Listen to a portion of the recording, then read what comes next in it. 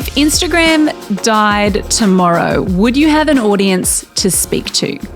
When we build our audience only on social media, we're building an audience on a platform that we don't own. It's kind of like renovating a rental, right? So let me ask you this question. What would you do if Instagram shut down tomorrow?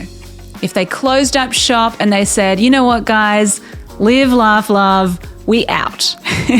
After you cried a little bit and maybe even experienced a little bit of anxiety and maybe a bit of joy at the same time, and then pondered, of course, why did they use the words live, laugh, love in their press release?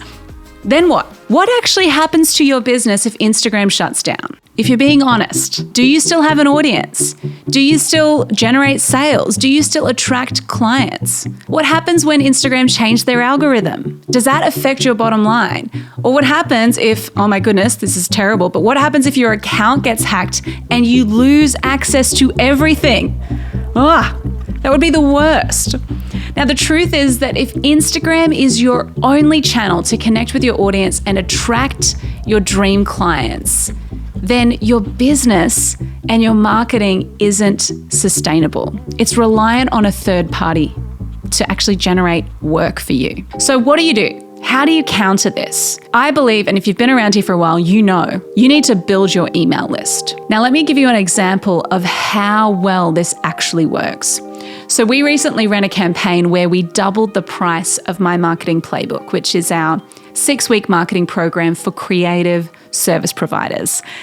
And pretty much the campaign was the most chilled out thing we've ever done. We emailed our list every day for 2 weeks, letting them know, hey, we're going to increase our prices. Do you want to join us? And the result was insane. We closed $74,000 worth of sales in a 2-week period. That has never happened for us before. And the coolest part of this was that we did maybe 2 to 3 social posts. That was it. We weren't relying on social media to generate the sales.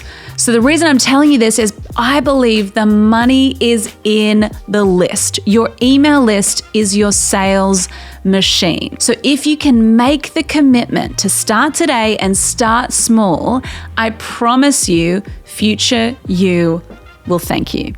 Now, how do you actually build your list? You might be like, yes, Laura, I'm ready, but what the heck do I do? How do I do it? I believe there are 3 main phases to not only build your list, but to consistently connect with them and engage with the people on your email list. So let's dive in. There are 3 phases of email success. And I'm going to walk you through them real top level at this point. Phase 1 is the opt-in. So when we think about the opt-in, there are a few key elements that we need to have in order to make this work. So the opt-in is just how do people actually put their name and email down onto a form so that they can sign up to your list.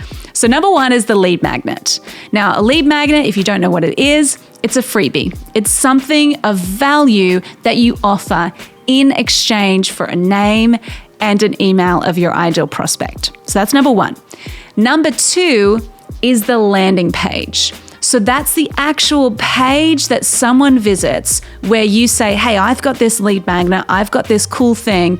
Here's how you can get it. Pop your name and email here. So it's your opt-in page. It's just simply a landing page on your website where people can sign up to your list.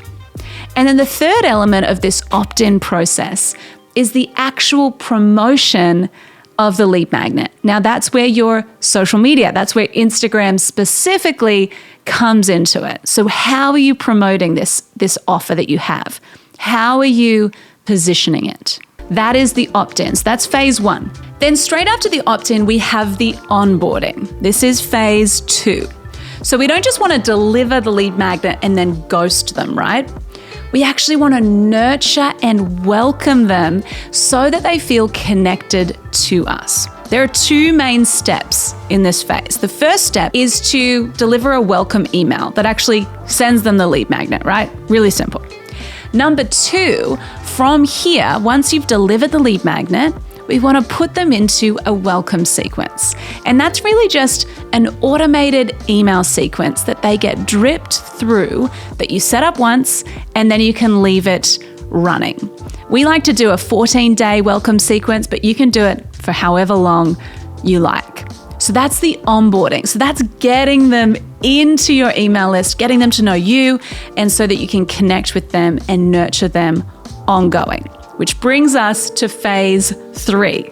Phase 3 is what I like to call the ongoing. This is where we want to continue the relationship.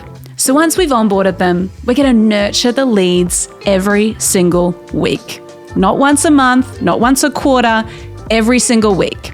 We're not going to all this effort to attract the leads and onboard the leads to just leave them hanging, right?